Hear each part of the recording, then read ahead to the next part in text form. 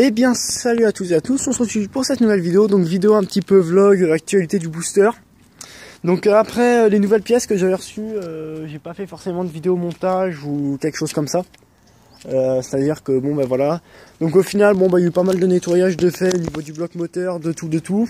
Je me suis rendu compte que mon vilebrequin était vraiment, quand je dis vraiment mort.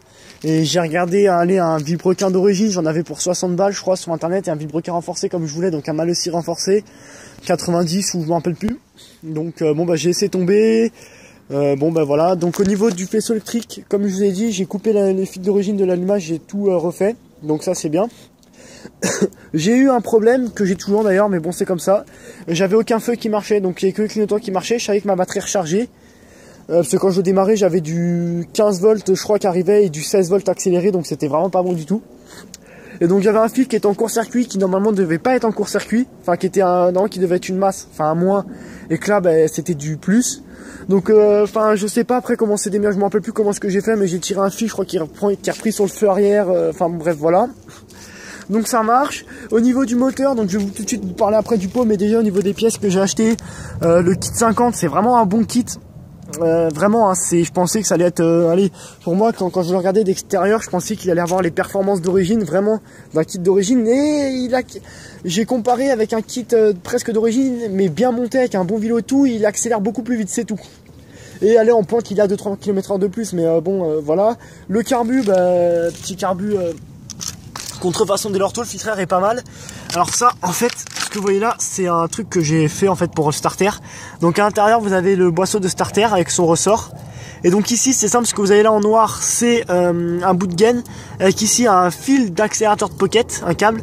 Ça, c'est un bloc fil et ça, c'est un domino. Alors quand je veux mettre le starter, j'ai juste à tirer et à bloquer avec le bloc fil ici. Et donc j'ai mon starter. Après la vis, elle est là. Je peux pas la laisser en permanence. Dessus, sinon elle tombe, ça m'est déjà arrivé. Ça c'est pour régler le carbu pour la vis aussi. Voilà.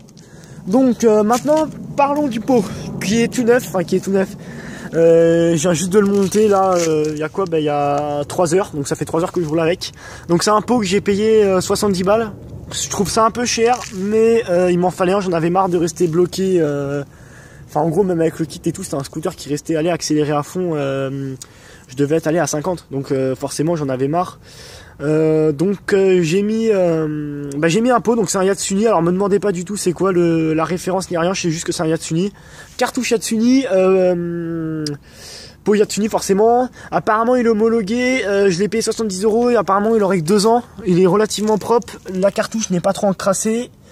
Le pot a l'air propre, vraiment propre. Le seul truc pourquoi je pense qu'il n'était pas vendu cher, c'est qu'il y avait cette patte là qui est abîmée, donc qui est complètement abîmé et tout. Ça veut dire que c'est tout tordu et tout, voilà. Après tant qu'on y est, tout ce qui est boîte à clapper et tout, c'est de la bonne qualité, ça marche bien. Il y a juste là-bas que je vais devoir changer à ce niveau là, cette pièce là, donc j'espère qu'elle se détaille parce qu'elle est en train de se casser malheureusement. Après le scooter dans l'ensemble reste relativement pourri, comme vous le connaissez, donc carénage avant mort, frein avant qui bug partiellement, le pneu avant qui est bon, ça voilà. Je vais pas montrer ma plaque parce qu'en plus il faut que je la change, mais l'arrière c'est tout mort, voilà. Mais bon après là franchement je suis assez bien. Bon avec le pot vous allez dire ouais tu dois au moins taper le 70-80, bah non je tape le 60. Il a une bonne accélération, mais bon après il a rien dans le cul, les galets je pense sont trop lourds ou trop légers. Ça je sais pas du tout, en fait c'est ça à mon avis ça va être au niveau des réglages à verre. Voilà, donc bon après je pense que vous attendez que je vous le démarre, donc je vais vous faire écouter son bruit. Alors il tient pas du tout le ralenti, ma vis de ralenti est réglée à fond. Et tous mes fils sont bien tendus, il faut juste que je change mon gicleur de ralenti. Ah oui aussi un truc de bien, j'ai refait le démarreur.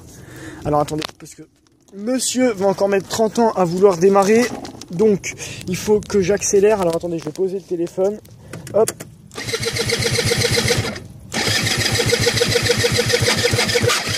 Ah, il veut pas, je vais être obligé de piquer. Allez.